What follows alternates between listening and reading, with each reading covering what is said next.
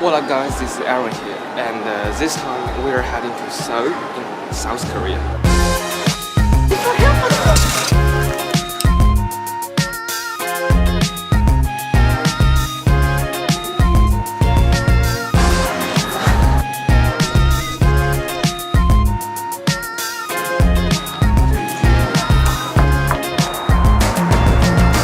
Now I'm officially in the airport, the local international airport at Nanjing, and I actually just find a very quiet place in the airport because all the other places are so noisy that because I don't have a microphone, so all the voices I've recorded in is actually has a lot of noise in it. So I have to find a place that it's like this place is like the background of all the restaurants.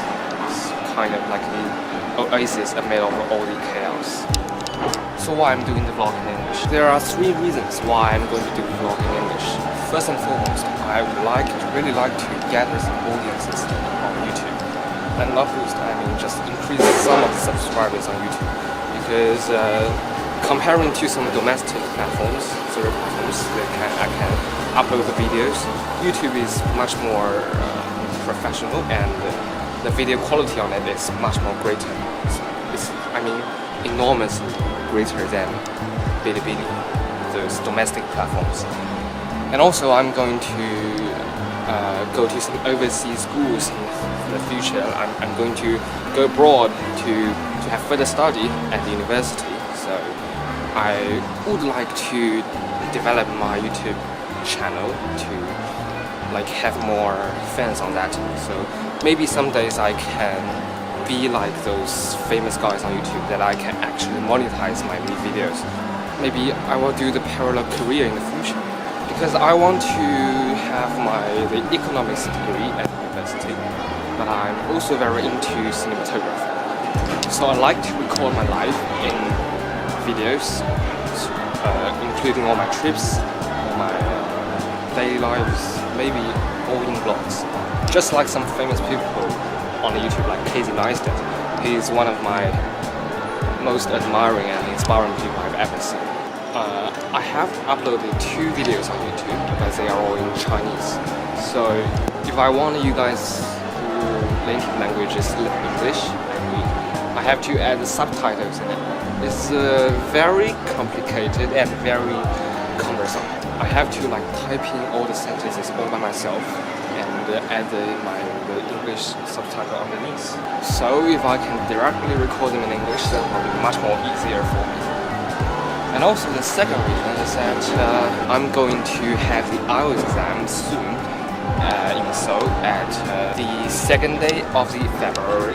Because this trip is actually, the aim of this trip is actually for the exam.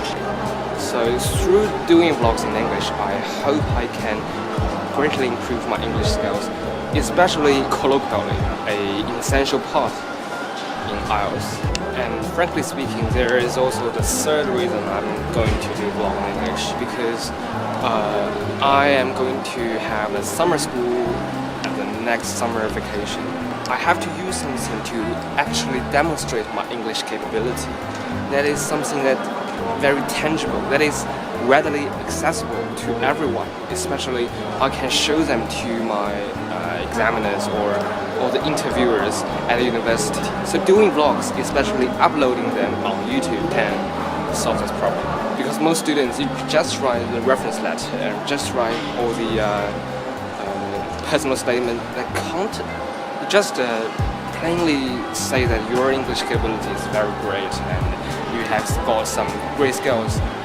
You have scored very high at IELTS exams, but you really don't have something that can show to all the examiners that you have those capabilities. And lastly, an important notice that this is actually just the third time I'm doing vlogs, so I may feel very nervous in front of all the cameras, and I'm very nervous of all the people staring at me, especially when I speak in English. That's why I'm coming here to find this peace place to say English. And also, English is not my native tongue. It's not my mother tongue. It's not my native language. So I may not pronounce all the words in a very articulate way, and they may make you feel not fluent, and may have a lot of grammatical mistakes. After all, it's colloquial, so I think it doesn't matter. You guys just pardon me, please. Thank you so much. And I decided to divide my whole trip into like 6 or 7 vlogs. I'm going to like one day is one vlog, and I'm going to upload them separately on YouTube. So make sure you guys have subscribed to my channel and hit the bell. Stay tuned. I will upload those videos very soon after I came back to China. And now I'm actually at the 3rd floor of the airport. It's actually I think the 4th floor, because all the restaurants are at this level. And I'm going to go downstairs soon at about 1 o'clock to consign all my luggage, and change my boarding pass. I actually feel that I'm very wise that I actually chose the Asiana airline. It's not a domestic company. It's actually, I think it's established in Korea, because most Chinese people can only order all the flights on the domestic websites or the third platforms. Forgive me, I'm actually currently in the bathroom because it's very quiet. The problem is that all the flights you can order on a third platform mostly is from all the domestic companies, and so if you want to get a boarding pass, you have to line up a very long queue to wait. So that will be really, I don't like that process, that waiting process. That definitely will drain my energy and decrease my motivation to travel. Okay, I really think that the talk is lined up. Without further ado, let's just get straight into the change of boarding pass. As we said, this is a domestic flight, and this is the company that Asiana is. Very few people here. We just successfully got our boarding pass, but during the consign of baggages, my mother's luggage has a few problems, and she went into inspection center. They thought they had lighter inside of the luggage, but actually she doesn't. I think the crew is just sometimes being too dubious sometimes. Okay, so we have successfully made to the gate 7, which is our boarding gate, and apparently there's literally no people here because most Chinese people have went to their own homes to celebrate Spring Festival. Actually, we have made a reservation online. We've got a very nice seat. It's 28K and 28J, I think. It's near the window, it's not aisle, so it will be a wonderful trip. At least we won't be at the last line, like when we fly to Singapore. It's a very bad experience. And that's what I suggest either, is that doing the auto check-in before when you get to the airport, that can help you secure your seat. You have to snap up your seat before all the others. It's very important. And some airline companies require you to spend extra money on secure your seat, but Asiana is quite great. They don't require any money. You just need to do this before 48 hours before departure, and that's it. Very easy, and the boarding pass was sent to your email very easily. And also, actually, Asiana Airlines has their own app, and actually there is an electronic version of the boarding pass that you can directly use your phone to use as a boarding pass. At some airports, I read the criteria. I think it mentioned that all the airport at the Korea is available, but in Nanjing is such a small city, and especially in China, most airports is banned to use such system. And through the electronic boarding pass, you can directly use your phone and scan QR code on it, and you don't need to exchange for your real boarding pass that is tangible.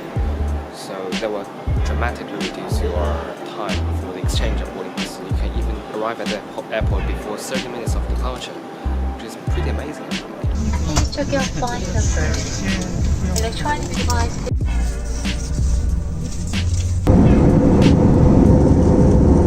Please fasten your seatbelt. Return your seatbelt. Okay, and now we have successfully landed at Incheon Airport, and we are going to take the metro. It's also called the Erics Railway to the center, the downtown of Seoul. Okay, we have just claimed our baggage, and we are heading to the airport railroad.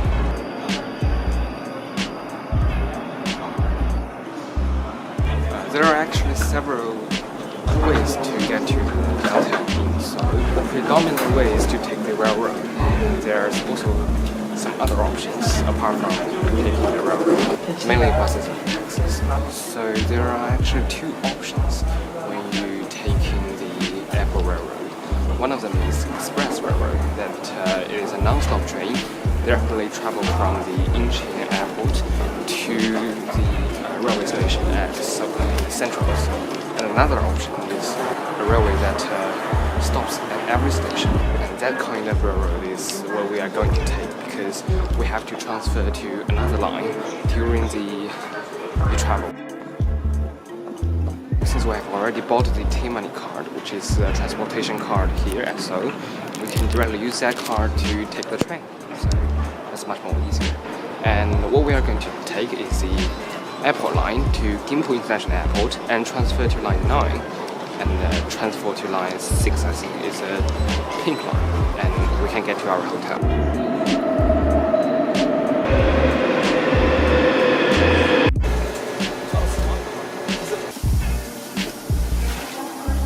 We have hopped on the metro line 9, and this train is an express train, and it's not a non-stop train, so we can get to the transfer station quicker than before. So look at how narrow these escalators, and we have successfully arrived at the Seoul, our hotel. After the check-in hotel, we are going to have a quick meal at McDonald's, which is really exciting for me because I really like to check every McDonald's in every city, every country I've visited. So originally I wanted to have McDonald's, but I just spotted a Burger King near the station, so I'm going to check out how expensive it is.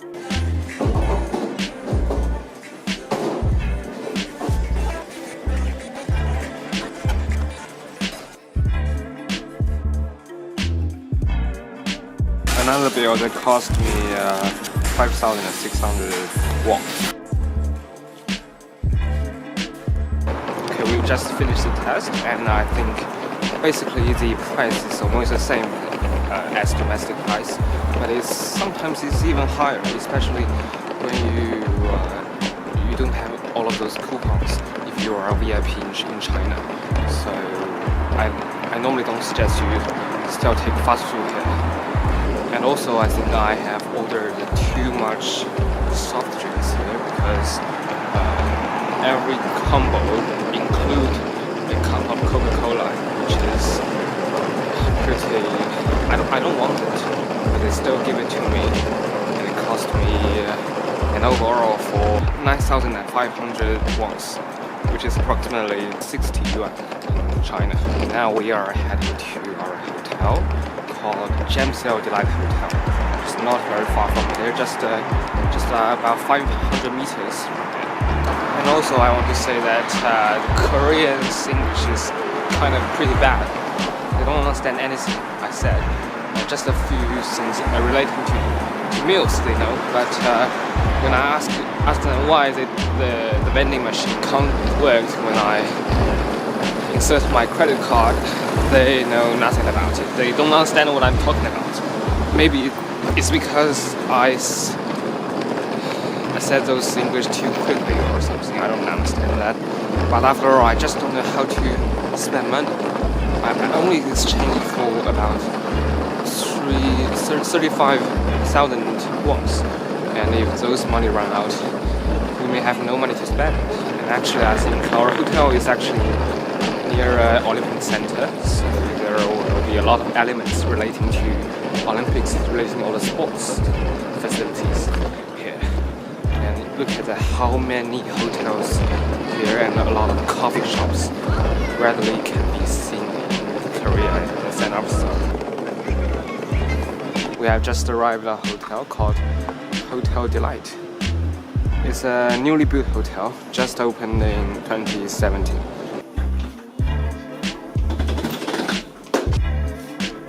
The atmosphere of this hotel is quite great, especially with all the wooden floors.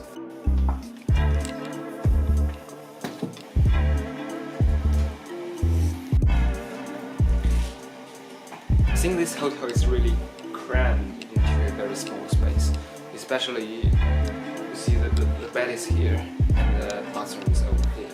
And if you want to have past this, you can come over here and close the door, and the bus is behind. This is a really small space, but I think they use it very efficiently.